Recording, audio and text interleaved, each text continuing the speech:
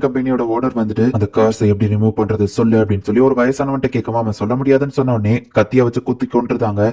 ஹாசலையும் வந்துட்டு அந்த மருந்து செய்யறதுக்காக நம்ம ஹீரோ கூட்டிட்டு வந்திருக்கான். இவ்வளவு பெரிய இடத்துக்கு என்ன கூட்டிட்டு வருவீங்கன்னு எதிர்பார்க்கல அப்படின்னு சொல்லி அவன் சொல்றான். ஓ வாங்க மிஸ்டர் கோசனோகா, ப்ரிப்பரேஷன்ஸ் எல்லாம் மேட் ஆயிடுச்சு வரீங்களா அப்படின்னு சொல்லி அந்த ஆள் கேட்கவும் எஸ் சார் அப்படின்னு சொல்லி ஹாசல் சொல்றான். தேவையான எல்லா மெட்டீரியலும் இங்க இருக்கு அப்படின்னு சொல்லி அந்த பட்லர் காமிக்கிறாரு. எம்ப்ரோஷா செய்யறதுக்கு அந்த எம்ப்ரோஷா ஃபிளவர் வேணுமே அப்படின்னு சொல்லி அதுல போட்டுருக்குன்னு சொல்லவும் எம்ப்ரோஷா ஃபிளவருக்கு பதில் ஆல்டர்னேட்டிவா தான் அந்த பீஸோட கண்களை வச்சிருக்கோம் அப்படின்னு அவர் சொல்றாரு. ஓ அப்படின்னா அந்த ஃபிளவர் இன்னும் வேல்யூபிள் போலியே, அது எனக்கு கிடைக்கணுமே அப்படின்னு நம்ம ஹீரோ யோசிக்கிறான். காடஸ் உங்களோட ஆசீர்வாதங்களையோ வளங்களையோ எனக்கு கொடுங்க அப்படின்னு சொல்லி அவன் ஸ்பெல்ல ஆரம்பிக்கவும் நம்ம ஹீரோ கடுப்பாகி அந்த காடஸை பத்தி பேசினாலே எனக்கு எரிச்சலா வருது அப்படின்னு சொல்லி அந்த ஸ்பெல்ல நம்ம ஹீரோவே டக்குன்னு கம்ப்ளீட் பண்றான். நான் ஃபுல் ஸ்பெல்லையும் சொல்லவே இல்லைன்னு ஹாசல் யோசிக்கவோ இல்ல நீ சொன்ன அப்படின்னு சொல்லி நம்ம ஹீரோ சமாளிக்கிறான். அந்த கார்ஸை போக்குறதுக்காக இவங்க இப்ப அந்த போர்ஷனை ரெடி பண்ணிட்டு இருக்காங்க. ஆம்ப்ரோசியா ஃபிளவரை வந்துட்டு அந்த ரூபியஸ் அதிகமா சாப்பிடுங்கிறதுனால அதோட கண்கள் கிட்ட இருந்து அந்த ஃபார்முலாவை எக்ஸ்ட்ராக்ட் பண்ணலாம் அப்படின்னு சொல்லி அவர் சொல்றாரு. ஆம்ப்ரோசியா ஃபிளவருக்கு நல்ல வேல்யூ இருக்கு, அதை எப்படியாச்சும் நான் என்னோட ட்ரேடிங் கம்பெனில வைக்கணும் அப்படின்னு நம்ம ஹீரோ நினைக்கிறான். இப்போ ஒரு போர்ஷனை ரெடி பண்ணிருக்காங்க, நான் சீக்கிரமா வீட்டுக்கு போகணும் போல இருக்கு அப்படின்னு சொல்லி இப்போ மத்த ரெண்டு போர்ஷனுமே டக்குனு அவங்க ரெடி பண்ணி முடிக்கிறாங்க.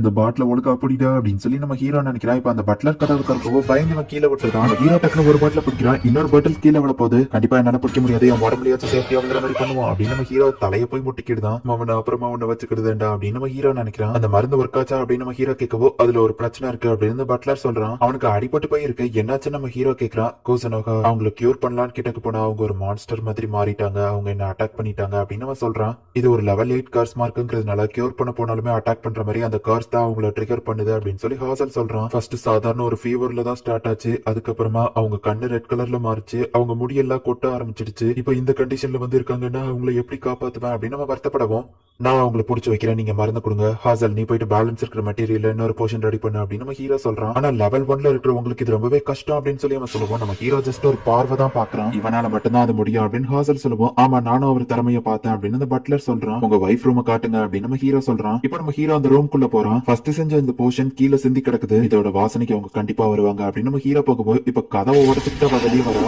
நான் ஹை ஸ்கூல் படிக்கிறப்போ என்னோட சிஸ்டர் டெய்லி என் மேல ஜூடோ பிராக்டிஸ் பண்ணுவா, அப்ப என்னால அதை தடுக்க முடியாது, பட் இப்போ இருக்கிற என்னால அதை பண்ண முடியும்னு நினைக்கிறேன் அப்படின்னு சொல்லி நம்ம ஹீரோ டக்குனு போயிட்டு அவள ஒரு லாக் போடுறான். சீக்கிரம் மனுஷனை கொண்டு வாங்க நம்ம ஹீரோ சொல்லுவோம். இப்ப அவனுமே வந்துட்டு அவன் வைஃப் வாயில ஊத்தவுமே அவ இப்ப நார்மலா இருந்தா. நீ உன்னை எவ்வளவு மிஸ் பண்ண தெரியுமா, இதுக்கப்புறம் நீ நார்மலா தூங்கலாம் அப்படின்னு நம்ம சொல்றான். இப்ப அடுத்து அவனோட பொண்ணு ரூமுக்கு நம்ம ஹீரோ போறான். காய் அப்படிங்கிற அந்த பவரை யூஸ் பண்ணி அவ எங்க இருக்கான்னு பார்த்து நம்ம ஹீரோ கரெக்டா வரவும் டக்குனு லாக் போட்டுருக்கான். அவளையும் சரி பண்ணியாச்சு. நெக்ஸ்ட் போர்ஷன் ரெடி பண்ணிட்டு ஹாசல் ஓடி வந்து அதை கீழே போட்டுதான். நல்ல வேலை இந்த தடவை அந்த பட்லர் அதை பிடிச்சிருந்தான். நெக்ஸ்ட் பொண்ணோட ரூமுக்கு போகவும் ப்ளீஸ் வேண்டாம் கிட்ட வராதீங்க, நான் உங்களை அட்டாக் பண்ணிருவேன் அப்படின்னு சொல்லி அவ சொல்றா.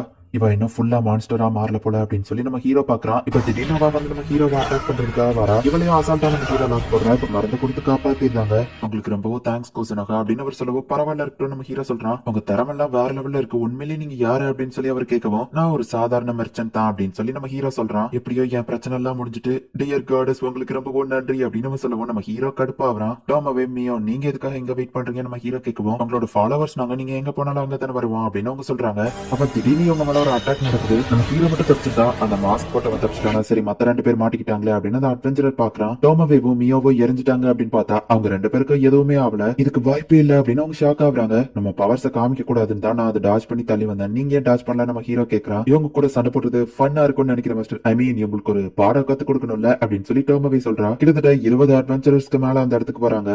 ஹே லேடிஸ், இவ்வளவு பேர்கிட்ட கண்டிப்பா அவங்களால மோத முடியாது, நீங்களும் ஏன் பக்கம் வந்துருங்க அப்படின்னு சொல்லி அவன் சொல்லவும் எங்க மாஸ்டருக்கு துரோகம் பண்ணிட்டு நாங்க வரமாட்டோம் டோமவே சொல்றா. சரி எவ்வளவு தருவ அப்படின்னு சொல்லி மியா கேட்கவும் 10 கோல்டு காயின் தரேன் அப்படின்னு சொல்லி அவன் சொல்றான். சரி அப்படின்னா நான் அந்த பிரச்சனையில தலையிட மாட்டேன் அப்படின்னு சொல்லி அவன் அங்க இருந்து போயிருந்தா. கோல்டு காயின் நான் அப்புறமா வாங்கிக்கிறேன் அப்படின்னு அவன் ஓரமா போய் உட்கார்ந்துருதா. இது ரொம்பவே ஜாலியா இருக்க போகுது அப்படின்னு சொல்லி டோமவே என்ஜாய் பண்றா. என்ன மாஸ்டர் நான் கரெக்டா பண்ணனா, நானும் சேர்த்து சண்டை போட்டா இங்க பெரிய அழிவே கிரியேட் ஆகும் அப்படின்னு மியா டெலிபதி மூலியமா சொல்லவும் கரெக்டா பண்ண மியா அப்படின்னு சொல்லி நம்ம ஹீரோ டெலிபதி மூலியமா சொல்றான். ரென் பிரான்ச் ட்ரேடிங் கம்பெனிக்கு நீங்க ஹெல்ப் பண்ணாம இருந்திருந்தா அந்த பிரச்சனை உங்களுக்கு வந்திருக்காது இல்ல அப்படின்னு அந்த அட்வென்ச்சரர் சொல்றான். டோமவே யாரையோ கொன்றாதா, உயிரோட விட்டுவை அப்படின்னு நம்ம ஹீரோ சொல்றான். டோமவே அட்டாக் பண்ற எல்லாத்தையும் டாஷ் பண்ணிட்டு தான் இருக்கா. எதனால டாஷ் பண்ணிட்டு இருக்க நம்ம ஹீரோ கேட்கவும் சண்டை ஆரம்பிக்கிறதுக்கு முன்னாடி மாஸ்டர் எல்லாம் ஒன்னு சொல்லுவாங்களே அதை நீங்க இன்னும் சொல்லலன்னு சொல்லவும் அதை நான் சொல்லி ஆகணுமா அப்படின்னு நம்ம ஹீரோ யோசிக்கிறான். அந்த மாஸ்க் போட்டவன் லெவல் 1 தான், அவன் எப்படி இவ்வளவு ஸ்ட்ராங்கா இருக்கா அப்படின்னு சொல்லி அவங்க யோசிக்கிறாங்க. டோமவே இவங்களுக்கு ஒரு பாட கத்து கொடு அப்படின்னு நம்ம ஹீரோ சொல்லவும் ஓகே மாஸ்டர் அப்படின்னு சொல்லி பாவா எல்லாத்தையும் பொழந்து கட்டுறா. டோமவே ஒருத்தையே எல்லாரையும் அடிச்சு போட்டுட்டு இருக்கா. நீங்க 2 பேர் மட்டும் தான் மிச்சம் இருக்கீங்களா அப்படின்னு டோமவே கேட்கவும் ஹே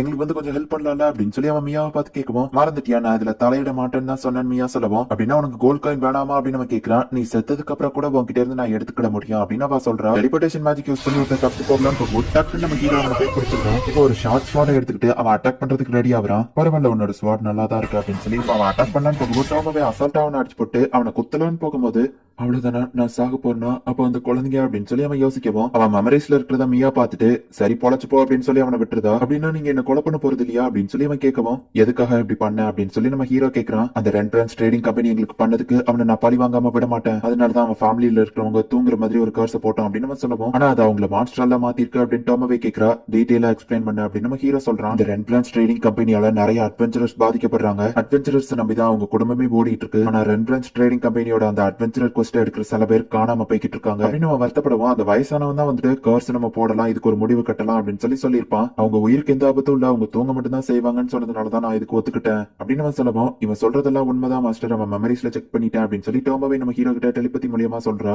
சரி நீ போலாம் நம்ம ஹீரோ சொல்லவும் ரொம்ப தேங்க்ஸ் நம்ம கிளம்புறான். ஒரு நிமிஷம் வெயிட் பண்ணு அப்படின்னு சொல்லி மியா பிடிச்சிட்டு என்னோட காசு என்னன்னு கேட்கறா. ஓ இந்தாங்க அப்படின்னு நம்ம கொடுக்கவும் அவன் வச்சிருந்த மொத்த காசையும் அவளே எடுத்துக்கிட்டா. 10 காயின் தானே சொன்னேன் அப்படின்னு நம்ம சொல்லவும் இன்ட்ரெஸ்ட் அப்படின்னு சொல்லி அவன் முறைக்கிறா. இங்க பாருங்க யங் மாஸ்டர், நான் காசு சம்பாதிச்சிட்டேன் அப்படின்னு சொல்லி மியா காமிக்கிறா. ஐயோ பாவம் இவன் அப்படின்னு நம்ம ஹீரோ நினைக்கிறான். ரெண்ட் ஓனர் கிட்டயும் அவன் போய் மன்னிப்பு கேட்கறான். இவன் செஞ்ச பாவத்துக்கு இவனை கொன்னாதான் கரெக்டா இருக்கணும் அந்த பட்லர் சொல்லவோ மிஸ்டர் கோஜனாக மேல எனக்கு மரியாதை இருக்கு, என் ஃபேமிலியில எல்லாரும் சரியாயிட்டாங்க, சோ அதனால அவனை மன்னிச்சு விடுறேன். ஆனா உன்னோட அட்வென்ச்சரிங் இனிமே கம்மியாகும் அப்படின்னு சொல்லி அவன் சொல்லவும் நான் இதுக்கப்புறம் அட்வென்ச்சரிங்கே பண்ண போறது இல்ல, ரிட்டையர்மெண்ட் ஆயிட்டேன் அப்படின்னு சொல்லி அவன் சொல்றான். சரின்னு அவங்களும் இவனை மன்னிச்சு விட்டுருந்தாங்க. ஆர்ஃபனேஜ்ல இருக்கிற அந்த குழந்தைங்களை தூரத்துல உட்காந்து இவன் பாத்துட்டு இருக்கான். இவங்க தான் அந்த குழந்தைங்களா அப்படின்னு சொல்லி டோமாவே கேட்கவும் இவங்களுக்காக தான் நான் வாழ்றதே, என்னோட அட்வென்ச்சரிங் காசு எல்லாமே அந்த ஆர்ஃபனேஜ்க்கு தான் கொடுப்பேன், இந்த ஆர்ஃபனேஜ்க்கு மட்டும் ஒரு பிரச்சனை அப்படின்னா நான் அதுக்காக என்ன வேணா பண்ணுவேன் அப்படின்னு நம்ம சொல்றான். ஆமா இந்த குழந்தைங்களை பிடிக்கும் உங்களுக்கு எப்படி தெரியும் நம்ம கேட்குவோம். அது ஒரு சீக்ரெட், உன்னோட அந்த ஸ்வாட நான் உடச்சல்ல அதை கொடுக்கறதுக்காக தான் வந்தேன் அப்படின்னு சொல்லி புது ஸ்வாட கொடுக்குறான். இது ஒரு கட்டானா டுவார்ஃப்னால ஸ்பெஷலா மேக் பண்ணப்பட்டது நம்ம சொல்லுவோம். இது சூப்பரா இருக்கே அப்படின்னு நம்ம நினைக்கிறான். நான் போனதுக்கு அப்புறம் இதை நீ வித்தரலான்னு தானே பிளான் போடுற,